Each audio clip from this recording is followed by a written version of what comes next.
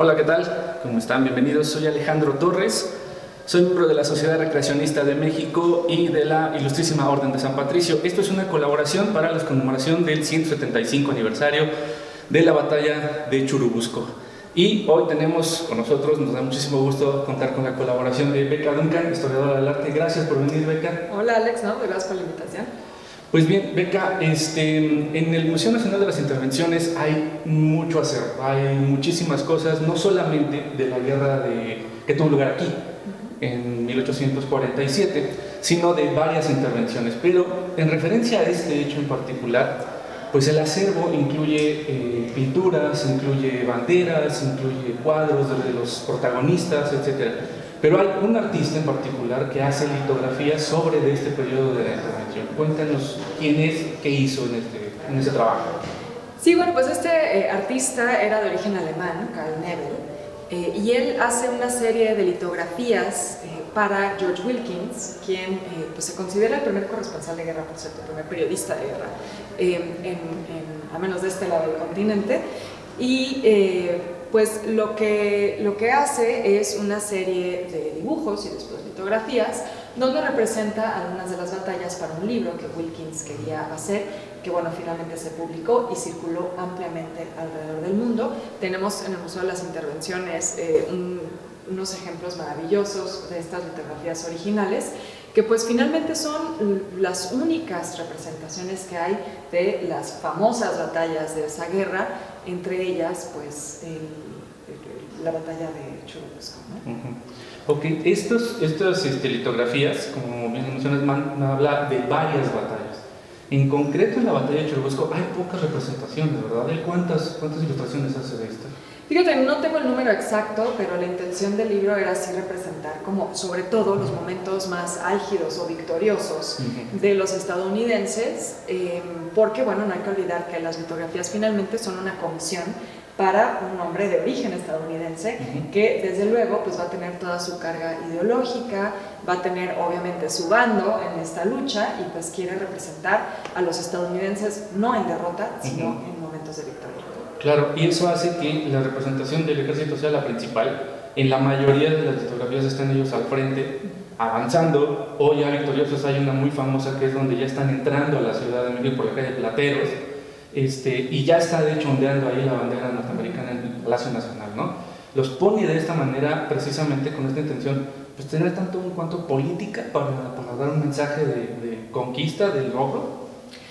Yo creo que sí, fíjate que quien ha trabajado mucho este tema es José Luis Juárez López, que es historiador del arte, también es investigador aquí en el Museo de las Intervenciones, y él hace un análisis muy interesante en un libro sobre esta serie de litografías de Nebel, donde lo que nos dice es que tendemos a ver estas imágenes como representaciones neutrales, ¿no? Objetivas de ese acontecimiento. Pero en realidad lo que él va desentrañando es cómo, efectivamente lo mencionas muy bien, el ejército estadounidense siempre está en primer plano, siempre está en momentos de victoria, ¿no? El ejército mexicano aparece muy poco y cuando aparece lo que señala Juárez López es que están un poco como parte del escenario, están como parte del paisaje, o sea, realmente no tienen un lugar protagónico y lo que esto nos muestra es que pues sí, finalmente estamos ante representaciones que se hacen con una intención posiblemente política, posiblemente ideológica y que pues finalmente representa una visión de este conflicto que va a ser pues de los ganadores. Exactamente, de hecho eso hace que mucha de la información que se tenga de este conflicto está en Estados Unidos.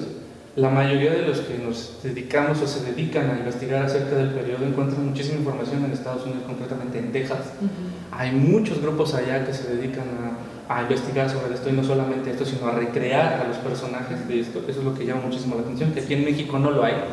Pero precisamente por eso yo creo, ¿no? La parte también de este lado, que no hay artistas que tomen esta encomienda porque el momento político aquí es completamente diferente. El gobierno está completamente dividido, hay bandos que quieren apoyar a uno, Santana está en un periodo en el que mucha gente no lo quiere y sabe que está tratando de hacer movimientos para que el ejército norteamericano se establezca en la ciudad, entonces es una cosa muy complicada. ¿Qué otros artistas hay en este periodo que más o menos comparten esa época? ¿Cómo era la visión de los artistas mexicanos de esa época con respecto a en este periodo? ¿Solamente se dedicaron al paisaje? ¿Qué más sucedió con el arte? Sí, bueno, creo que eso también hay que entenderlo en el momento en el que se está viviendo. Como bien dices, hay división política. No hay que olvidar que en realidad es Manuel La Peña y Peña al que le toca esto. Ajá. Santana normalmente es el que le aventamos el muertito, sí, pero claro. realmente era de La Peña y Peña. Efectivamente Santana jugó un papel importante, pero también creo que ellos, tanto de La Peña como Santana, están un poco entre la espada y la pared. O sea, hay que entender que México en ese momento es un país quebrado. Claro. No tiene desde luego la fuerza militar que tiene Estados Unidos.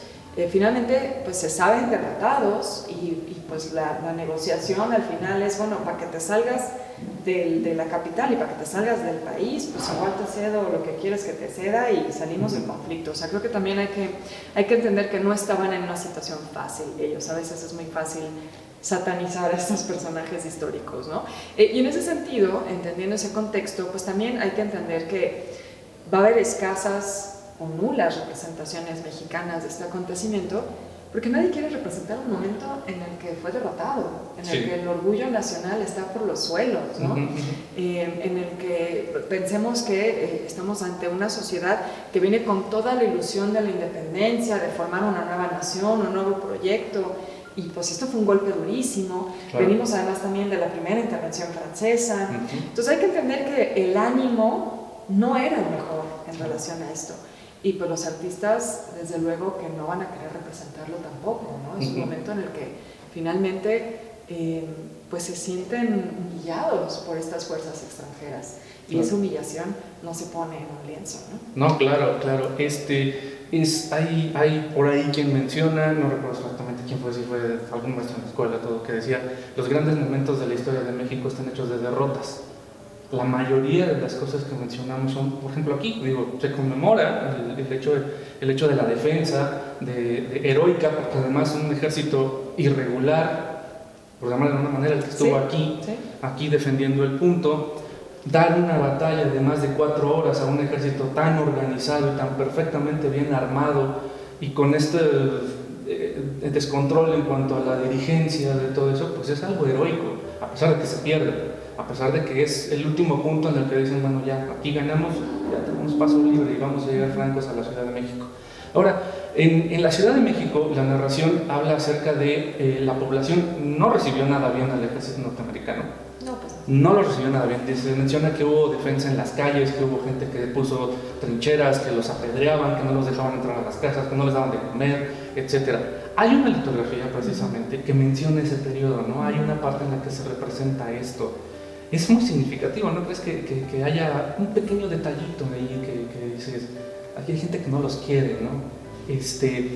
¿Cómo sería más o menos la visión de un artista al ver esto que puede provocarles algo muy, muy grave? Porque incluso el bando de la Ciudad de México que se pide para que la gente deje de hacer eso, va de parte del alcalde de la Ciudad de México, ¿no? Que les dice, ya dejen de estarnos atosigando porque nos va a ir peor.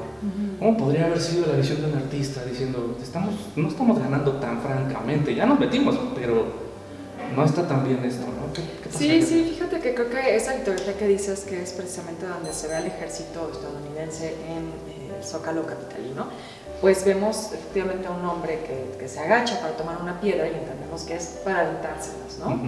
Como bien dices, esto que se relata en muchas crónicas. Creo que eso es interesante porque realmente sabemos poco sobre cuáles eran los intereses o las intenciones de Carl Newell. Sabemos muy claramente que Wilkins, pues bueno, por su origen, por su trayectoria, pues desde luego que iba a estar más del lado de los estadounidenses. Sin embargo, en el caso de Newell, pues realmente no hay suficiente información biográfica para poder tratar de tener algún atisbo sobre cuáles podrían ser sus, digamos, personalmente sus intereses o digamos, dónde estaba su corazoncito, ¿verdad? Lo que es interesante de Newell es que él ya conocía México.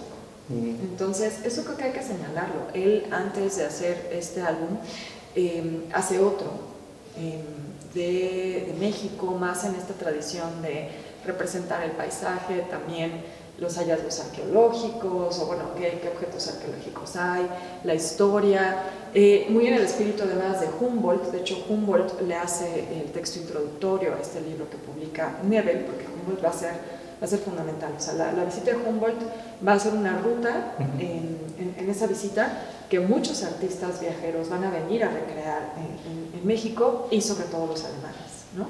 Entonces, más en ese espíritu científico, podríamos llamarlo, etnográfico, antropológico, de todas estas disciplinas que están naciendo en el siglo XIX. Entonces, el interés que él tiene en esa primera visita y en esa primera obra que hace sobre México va más encaminada hacia eso.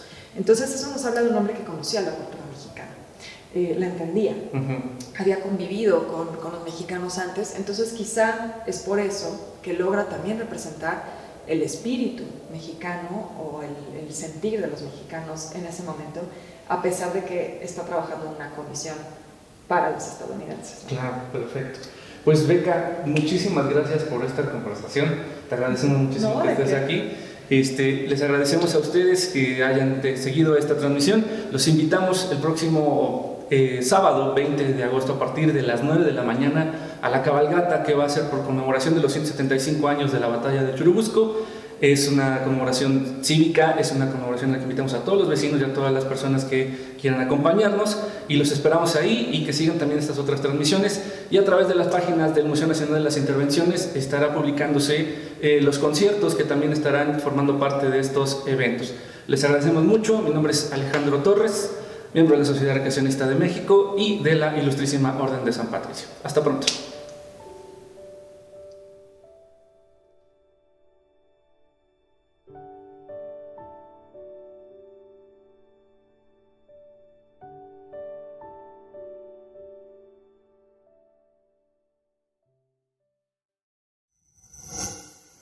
Gobierno de México.